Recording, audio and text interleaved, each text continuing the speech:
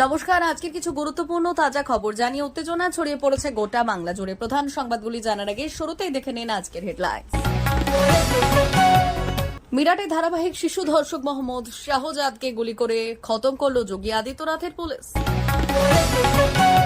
46% vote পেলে সরকার গড়বে BJP. Suvendu নতুন অঙ্কে বাংলায় পদ্ম ফুটবে এসআইআর। পদত্যাগ করলে 900 জন তৃণমূল নেতা কর্মী, এরপর তারা কি করবেন জানেন? 26-এর আগে বিজেপির পতাকা ধরার কেউ রইল না জঙ্গলমহলে বিজয়া সম্মেলনীর মঞ্চে। ডাক্তারি ছাত্রীকে গণধর্ষণ অভিযুক্ত সহপাঠী এবং তার বন্ধুরা দুর্গাপুরে চাঞ্চল্যের সৃষ্টি। বারুইপুরে যুবকের গলায় নলিকাটা খুনের ঘটনায় জামাইবাবু সহ গ্রেপ্তার 4। টিএলপির সঙ্গে পুলিশের সংঘর্ষ, 180 জনকে মারল পাকিস্তান। জ্বলছে মুরিদকে, দেখুন ভিডিও। তুমুল সংঘর্ষে উত্তপ্ত তুফানগঞ্জ, বিধায়কের গাড়ি ঘিরে go back slope. RJD Congress জোটে জট কাটলো, লালুর দল লড়বে। 135 আসনে বামেদের জন্য আসন ছাড়তে রাজি হাতশিদের। দর্শক, প্রতিদিন নিয়মিত খবর শোনার জন্য বাংলা বার্তা চ্যানেলটিকে সাবস্ক্রাইব করুন। আজকে বিস্তারিত খবরে। মিরাতে ধারাবাহিক শিশু ধর্ষক মোহাম্মদ শাহজাদকে গুলি করে খতম করল যোগী আদিত্যনাথের পুলিশ। এদিন পশ্চিমবঙ্গে ধর্ষণ, গণধর্ষণে অভিযুক্তদের ধরতে যখন বিরোধী রাজনৈতিক দলকে আন্দোলন করতে হচ্ছে, তখন অন্যদিকে উত্তরপ্রদেশের পুলিশ অপরাধীদের মধ্যে আতঙ্কের সৃষ্টি করতে ধর্ষকদের গুলি করে নিকেশ করে দিচ্ছে। এবার ধারাবাহিক শিশু ধর্ষক মোহাম্মদ শাহজাদ নামে এক নরপশুকে ইউপির মিরাটের পুলিশ গুলি করে নিকেশ করেছে বলে জানা যায়। তার উপর 25,000 টাকা পুরস্কার ঘোষণা করা হয়েছিল। উত্তরপ্রদেশের পুলিশের 16 দিনের মধ্যে এটি ছিল 7ম এনকাউন্টার। জানা গেছে, ধর্ষণের অভিযোগে 5 বছর জেল খাটার পর শাহজাদ সম্প্রতি মুক্তি পেয়েছিল, কিন্তু সে মুক্ত হওয়ার সাথে সাথেই সে আবার 7 বছর বয়সী এক নিষ্পাপ শিশু কন্যাকে ধর্ষণ করে। শুধু তাই নয়, নির্যাতিতার পরিবারের মুখ বন্ধ করতে তাদের বাড়ি লক্ষ্য করে আতঙ্কের সৃষ্টি করে। শেষ পর্যন্ত পুলিশের সাথে এনকাউন্টারে নিকেশ হয় মোহাম্মদ শাহজাদ ওরফে নিকি নামে ওই নরপশু। 46% ভোট পেলেই সরকার গড়বে বিজেপি। শুভেন্দু নতুন অঙ্কে বাংলায় পদ্ম ফুটবে এসআইআরে। 2026-এর বিধানসভা নির্বাচনে রণকৌশল প্রকাশ্যে আনলেন বিরোধী দলনেতা শুভেন্দু অধিকারী। কাথির বিজয়া সম্মেলনীতে তিনি দাবি করলেন, 46% ভোট পেলে বাংলায় বিজেপি ক্ষমতায় আসবে। তিনি বললেন, স্পেশাল ইন্টেন্সিভ রিভিশন প্রক্রিয়ার পর প্রায় 1 কোটি ভোটার বাদ যাবে, যা ভোটের সমীকরণ বদলে দেবে। পদত্যাগ করলেন 900 জন তৃণমূল নেতা কর্মী, এরপর তারা কি করবেন জানেন? দেখে নিন। আগামী বছর বিধানসভা ভোট, তার আগে ঝাড়গ্রামের বেলপাহাড়িতে তৃণমূলের একাধিক পদ থেকে পদত্যাগ করল 900 জন নেতা কর্মী। দলের উপর এক প্রকার ক্ষোভ থেকেই পদত্যাগ করেছেন বলে জানা যায়। আপাতত অন্য কোনো দলে এই সকল কর্মীরা, সমর্থকরা যাচ্ছেন না, তারা তৃণমূলেই থাকবেন আর দলে থেকে সাধারণ কর্মী হিসেবে কাজ করবেন। কেন অভিমান? বেলপাহাড়ি ব্লকের যুব সভাপতি রাজীব মাহাতো সদ্য তৃণমূল কংগ্রেসের পদ থেকে সরানো হয়েছে তাকে, তবে বিষয়টা মেনে নিতে পারেনি নিচুতলার কর্মীরা।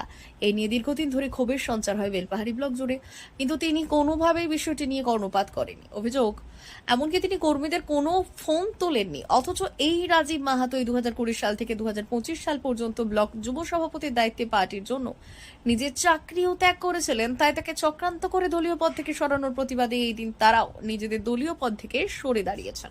26-এর আগে বিজেপির পতাকা ধরার কেউ রইল না জঙ্গলমহলে বিজয়া সম্মেলনীর মঞ্চে। একেবারে বছর ঘুরলেই রাজ্য বিধানসভা ভোট, আর 26-এর আগে জঙ্গলমহল গেরুয়া শিবিরে ভাঙনও অব্যাহত। রীতিমতো সংগঠন খালি করে বিজেপি থেকে তৃণমূলে যোগদানে হিড়। বিজয় সম্মেলনের মঞ্চ বদলে গেল দল বদলের মঞ্চে। নয়াগ্রামের পর গোপীবল্লভপুর। পুজো শেষে জেলায় জেলায় এখন বিজয়া সম্মেলনের আয়োজন করছে তৃণমূল। ব্যতিক্রম নয় ঝাড়গ্রাম জেলাও।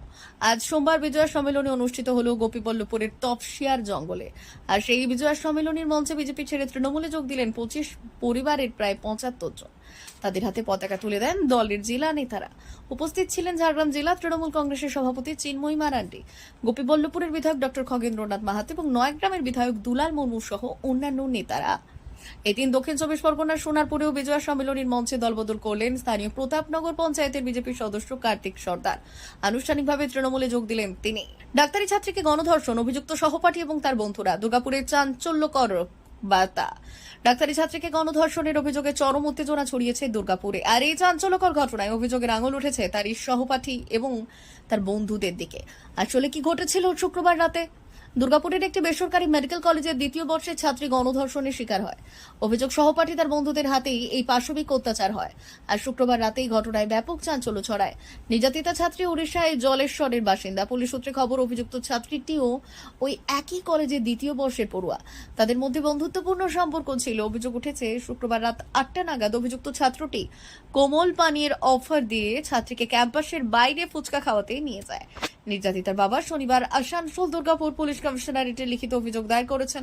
তিনি জানিয়েছেন, অভিযুক্ত সহপাঠী এবং তার বন্ধুরা মিলে তার মেয়েকে গণধর্ষণ করেছে।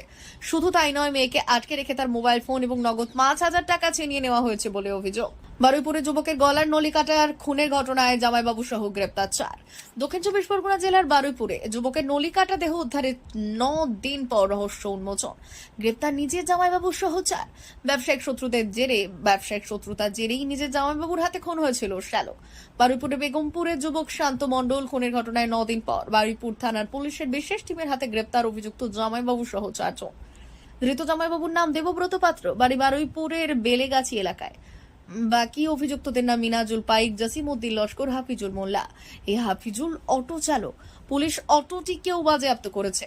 উল্টো দিকে তার জামাইবাবু ব্যাঙ্গালোরে খাবার অর্ডার দেওয়ার কাজ করত। শ্যালকের গলায় নিয়মিত সোনার চেইন, প্রচুর টাকাই নিয়ে রাগ জন্মায় অভিযুক্ত জামাইবাবুর মনে। কারণ জামাইবাবুর খাবার দেওয়ার ব্যবসায় নেমেছিল মন্দা। এর জেরেই শ্যালককে সরানোর পরিকল্পনা করেছিল জামাইবাবু। দশমীর দিন শ্যালককে ফোন করে ডেকে হাফিজুলের অটোতে তুলেছিল তিনি। আর খুনের জন্য জড়ো করেছিল আরও 2 জন সঙ্গী, মিনাজুল এবং জসিমউদ্দিনকে। টিএলপির সঙ্গে পুলিশের সংঘর্ষ, 180 জনকে মারল পাকিস্তান। জ্বলছে মুরিদকে, দেখুন ভিডিও। এবার তেহরিক-ই-লাব্বিক পাকিস্তান নামে এক ইসলামিক গ্রুপের সঙ্গে পুলিশের সংঘর্ষের জেরে উত্তাল হয়ে ওঠে মুরিদকে। তেহরিক-ই-লাব্বিকের সঙ্গে পাকিস্তানি পুলিশের সংঘর্ষের জেরে একের পর এক মৃত্যুর খবর আসতে শুরু করে। টিএলপির একের পর এক সদস্যের মৃত্যুর খবরে জ্বলতে শুরু করে মুরিদকে। প্রসঙ্গত, গত 7ই মে অপারেশন সিন্দুরের সময় ভারতীয় সেনা আঘাত করেছিল মুরিদকে জঙ্গি আস্তানায়। আর যার জেরে লস্কর জাইসি মোহাম্মদের একের পর এক আস্তানা গুড়িয়ে যায়। নিহত হয় 100-রও বেশি পাক মদতপুষ্ট জঙ্গি। তৃণমূল তুমুল সংঘর্ষে উত্তপ্ত তুফানগঞ্জ, বিধায়কের গাড়ি ঘিরে গো ব্যাক স্লোগান। রাজ্য জুড়ে বিজেপির প্রতিবাদ কর্মসূচির অঙ্গ হিসেবে তুফানগঞ্জ থানায় ডেপুটেশন জমা দেওয়াকে কেন্দ্র করে সোমবার তৃণমূল বিজেপির সমর্থকদের মধ্যে তীব্র সংঘর্ষ এবং উত্তেজনা ছড়িয়ে পড়ে। দুপক্ষের কর্মী সমর্থকদের মধ্যে বচসা থেকে শুরু হয় একেবারে হাতাহাতি এবং ইট বৃষ্টির রূপ। অভিযোগ, পুলিশের সামনেই বিজেপি বিধায়ক মালতী রাভাকে ঘিরে তৃণমূল কর্মীরা গো ব্যাক স্লোগান দেয় এবং বিজেপির কো কনভেনার নিখিল গাবুয়াকে মারধর করা হয়। যদিও তৃণমূলের দাবি বিজেপি উস্কানি দিয়েছে এবং সাধারণ মানুষের ক্ষোভেই এই পরিস্থিতি তৈরি হয়েছে। বর্তমানে শহরে অতিরিক্ত পুলিশ মোতায়েন রয়েছে। আরজেডি কংগ্রেস জোটে জট কাটল। লালুর দল লড়বে 135 আসনে। বামেদের জন্য আসন ছাড়তে রাজি হাত শিবির।